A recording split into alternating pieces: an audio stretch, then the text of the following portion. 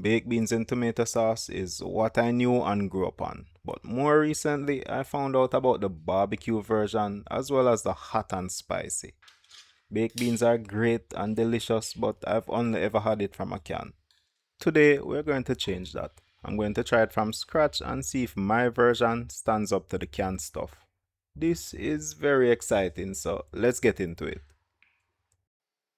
A lot of beans are used to make baked beans, especially for homemade versions, but the vast majority of canned baked beans use only one. These are navy beans, and I had the hardest time finding these locally. I ended up ordering these online at $1.35 per 1 pound pack. I can't say whether or not they're the best beans for baked bean, but they are the baseline, so that's what we're testing with. Navy beans have a mild flavor and creamy texture.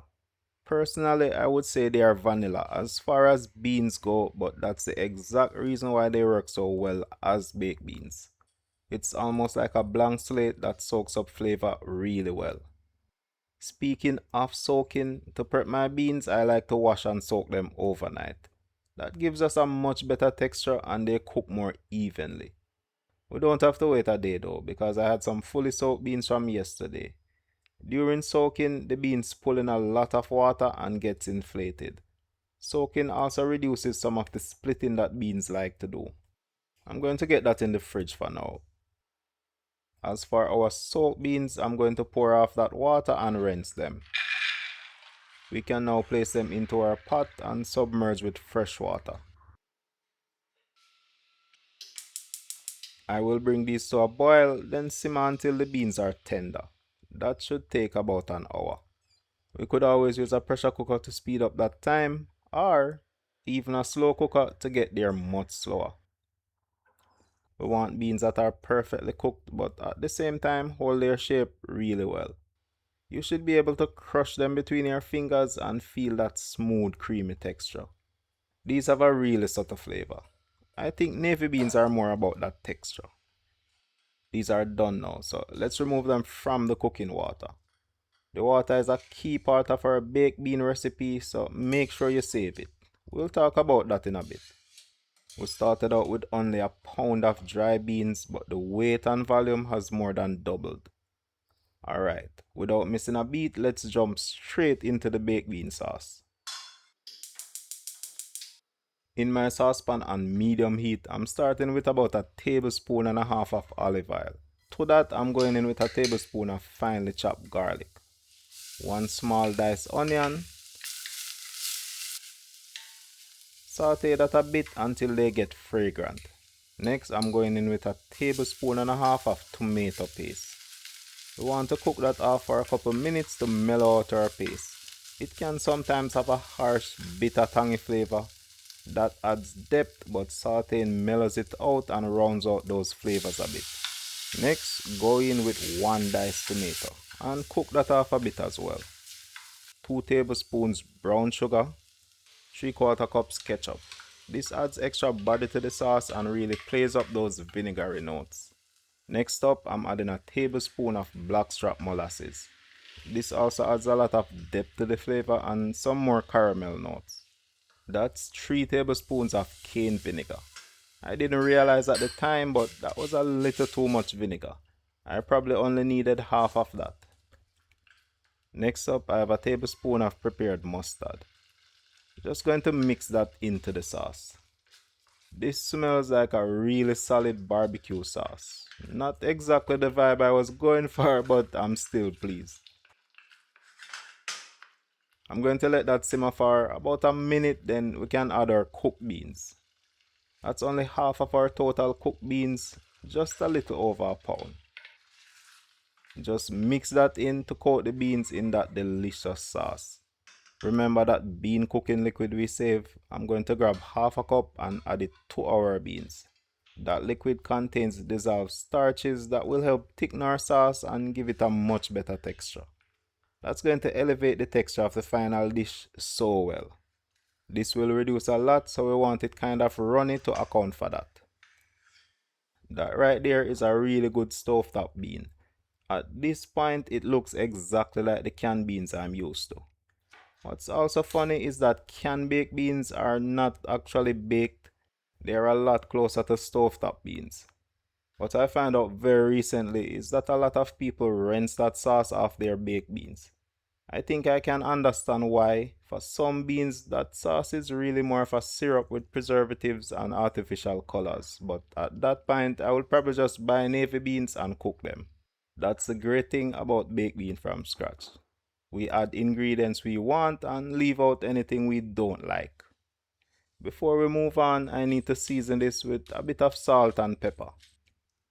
Here is also where we taste and adjust flavors.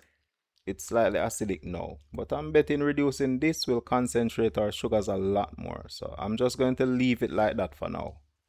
I have these Pyrex style baking containers that I'm going to place my beans in. Whatever container you use should leave your beans at about 2 to 3 inches of depth. We only use half the navy beans we cook, so let's use that other half to make another variation of baked beans to compare. In a cold pan on low heat, I'm starting with a little over a cup of sliced bacon strips. Those are about 1-inch cuts. Starting cold and slow heat is going to more efficiently render out all of that bacon grease. Once the grease is rendered and our bacons are nice and crispy, we can go ahead and remove them. That fat is going to give our baked beans a flavor boost and add a bit of smoky vibe. I'm going to reserve that bacon for now and pour off most of that grease, leaving about a tablespoon and a half. The rest of the recipe is just like the last. Saute garlic and onion until fragrant. Add tomato paste and saute tomatoes,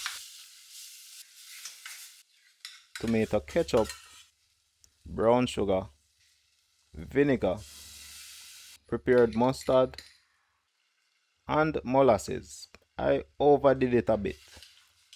Give that a proper mix and let it simmer for about a minute. Wow, that's already tastier than the first version. Bacon does that. It's still a bit tangy from the vinegar because I use the same recipe. Otherwise, it wouldn't be a fair comparison. We can now add the final half of our cooked navy beans. To thin that out, I'm also adding half cup of that bean water. Aside from the bacon, it's really just the same recipe. Before we move on, I'm going to season this with salt and fresh ground black pepper. Now, that's some really good stovetop beans. That's a bit darker than the first version. I'm guessing I was a tad bit heavier with the molasses. Now is a great time to add back that crispy bacon. Adding it back a little later will help with the final bacon texture. These beans are great as is right now and we could just dig into them. But it's not baked beans if we don't bake the beans. You really don't have to do this, but slowly baking dramatically changes this dish. The sauce reduces, the beans continue to soften and release their starch, and all those flavors have hours to come together. I'm going to cover with some foil wrap and place them in the oven at 315 degrees Fahrenheit. I'm going to let them go for about 30 minutes before removing the foil wrap and let it go for a further 2 hours. The longer you let them go, the more the sauce develops, but you have to keep an eye on the moisture. And those are done. You can immediately see how different the final dish is.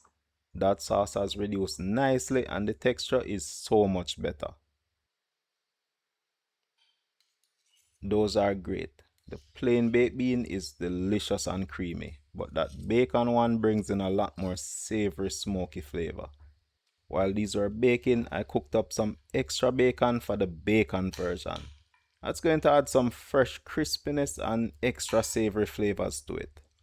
They're both great, but they're slightly on the tangy side, which isn't a bad thing, but the balance isn't perfect. Even without baking, these beans are leagues ahead of the canned stuff. But now they're an intensely satisfying dish with caramelized savory notes. This bad, but what if you wanted it to be badder? I'm happy with these, but I'm still not completely satisfied with the balance. So let's see what happens if I push them further. So I added some more of that bean cooking liquid to really thin this out. Some scallion greens for additional aromatics, as well as another tablespoon of sugar, just to offset the acidity a bit more. Give those a proper mix. And into the oven they go for another 3 hours. That is it. I wasn't shy about deeply caramelizing these. Those look intense. That bean cooking liquid reduced right down and cook the beans a lot more. The thing about navy beans is how well they hold their shape. After hours of cooking, these are still holding together really well. This is now a much creamier dish, and all that extra time really mellowed out the tanginess and really deepened the flavors. The bacon version is still winning in terms of flavor, but both of them are vastly better than before and even better than canned baked beans. The canned beans still have something going for them. They're sweet, they're convenient, they're consistent. But the homemade beans have something the can can't really give you. I get to decide exactly what goes into them from the very start. I understand why people buy canned baked beans. It takes hours to make them from scratch. But after tasting these, I also understand why people still do it. Next time I'm making a much bigger batch because once you've done all the work, you might as well fill up a freezer. I'm Nick and this has been delicious. Shout out to our patrons who keep the kitchen cooking. You guys are the real treat. Thanks for watching. Enough love. And if you want to see me cook 2 classic Jamaican baked bean recipes, check out this next video right here. Bless up.